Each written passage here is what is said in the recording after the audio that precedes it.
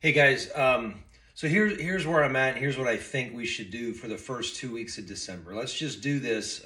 Teed, Troy told me what you guys do. I love it. I was in there and I saw you guys do it, and obviously we're working together, and I have a ton of respect for what you're doing. I do think though that based on the conversation with the Schrefflers, I think we should add these two things. So in week one, just stay with your focus on direction. Um, but I would like him, and I think you're probably already doing it with your check swing stuff. But let's just be aware of his lateral adjustability, and so let's do this. See what he thinks.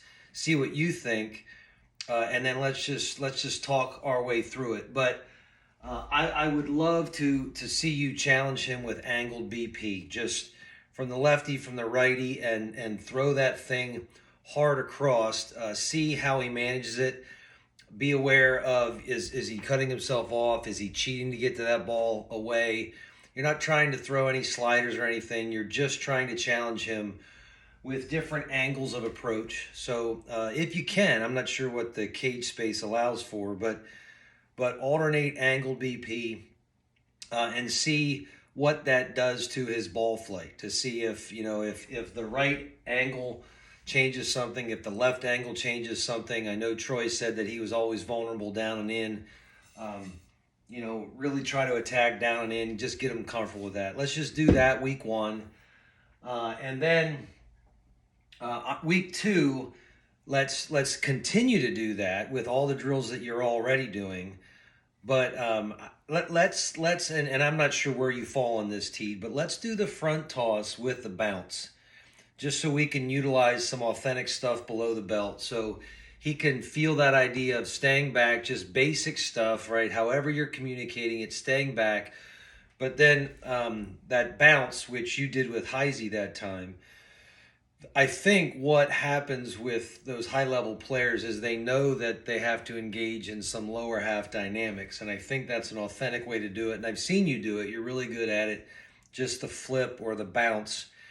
And again, measure some metrics on that. Just, maybe document what that looks like, just so we have some things that we're seeing. And then that's just 2 weeks in.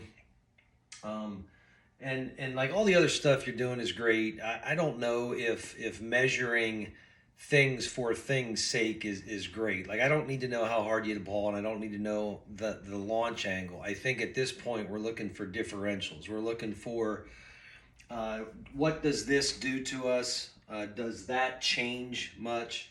And what does the bounce do to us? How does that affect us, right? So those are my thoughts. Let me know what you think. But week one, week two here in December, let's do some angle BP, and then and if you want to add it in week one, the front toss on a bounce, you can too. I think it's important to get your upper half working correctly. This adjustability, direction, and then subtle adjustments in before you ask a lot of your lower half. I think your lower half.